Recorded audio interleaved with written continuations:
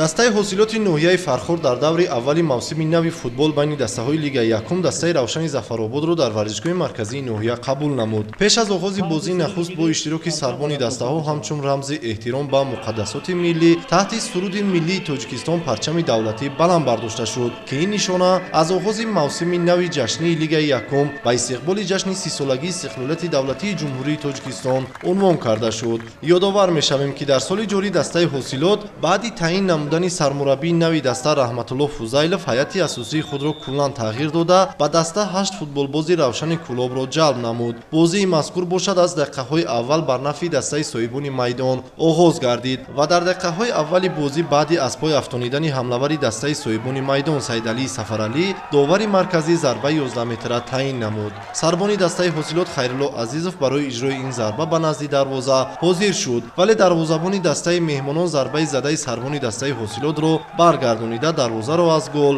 эмин нигоҳ дошт. Дере нагузашта баъди ҳуҷумҳои пайдарпайи соҳибони майдон Хайрулло Азизов хатогии хешро ислоҳ намуда дар натиҷаи як ҳуҷуми ҳамдастагон голи нахусти дастаашро дар мавсими нави футбол ба дарвозаи Равшани Зафаробод ворид намуд. Дар идомаи бозӣ яке аз футболбозони фаъоли даста Далер Чолов баъди зарбаи кунҷи тӯбро бо сар вориди дарвозаи меҳмонон намуда ҳисоби бозиро афзун 2-0 намуд. Дар охири қисми аввали бозӣ дастаи ҳосилот метавонист ки дар ҳисоби голҳо боз ҳам ба пеш барояд, вале партофти Далер Чоловро ҳамлавари дигари дастаи ҳосилот ба гол анҷом дода натавонист. қисмати аввали бозӣ бо ҳамин ҳисоб ба анҷом расид. Дар қисмати дуюми бозӣ бошад дастаи ҳосилот бештар дар хатти дифоъ нишаст ва дар натиҷаи як ҳуҷум тӯб ба дасти ҳимоятгари дастаи ҳосилот бархӯрд, ки довари марказӣ зарбаи пеналтӣ таъин намуд. ҳимоятгари дастаи Равшан Зиёуддин Фузайлов имконияти мазкурро самаранок истифода намуда голи дастаи хешро ба нишон расонид. Дар охири бозӣ бошад дастаи ҳосилот нисбат ба дастаи ҳариф бартарӣ нишон дода чандин ҳолатҳои хуби голзаниро низ созмон дод, вале нахустбозии дастаҳо бо ҳисоби 2-1 бар нафи дастаи соҳибони майдон ҳосилоти Фархор ба анҷом расид. дастаи саройкамари ноҳияи 5 дар даври аввали чемпионати Тоҷикистон ноил ба футбол байни дастаҳои Лигаи Якум дар варзишгоҳи худ бо тими Регар Тадази шаҳри Турсунзода вохӯрӣ анҷом дод. Аз рӯи маълумоти масъулини даста, тими саройкамари ноҳияи 5 дар мавсими имсола чандон вазъияти хуб надорад, зеро масъалаи молиявӣ то ҳанӯз ҳам садди роҳи пешравии даста гардидааст.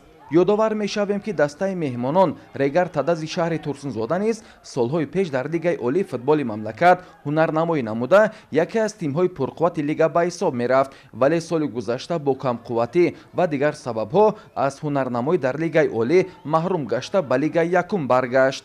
бозии ин ду даста аз лаҳзаҳои аввал ба суди дастаи меҳмонон оғоз гардид ва дар дақиқаи 27-уми рақобат ҳамлавари дастаи Регар Тадаз Шавкати Ҳотам аз як лаҳзаи мусоид истифода бурда дарвозаи соҳибони майдонро рах насохт.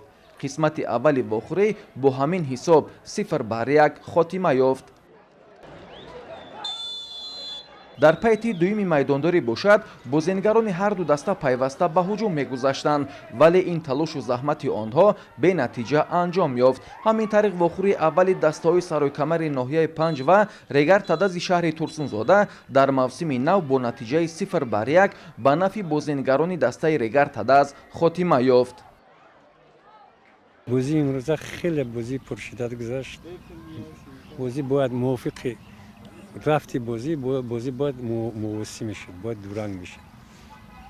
камтар як хатои муҳофизгари мо ба ин бозиро бохтем. ҳолати голзанӣ аз мо бисёртар буд, аз ҳариф камтар буд. хай бозии якум буд, мо ягон бозии дӯстона нагзаронда будем, барои ҳамин камтар ҳамо лаҳзаҳоро истифода бурда натонистем. хоҳиш шудем, ки ин даста буде. агар илоҷ боша оянда ин дастаро дастгирӣ кунан, ку бовар кунен ин даста ба қувват дар чемпионати якум лигаи баъд оянда дар лигаи олӣ мешавад.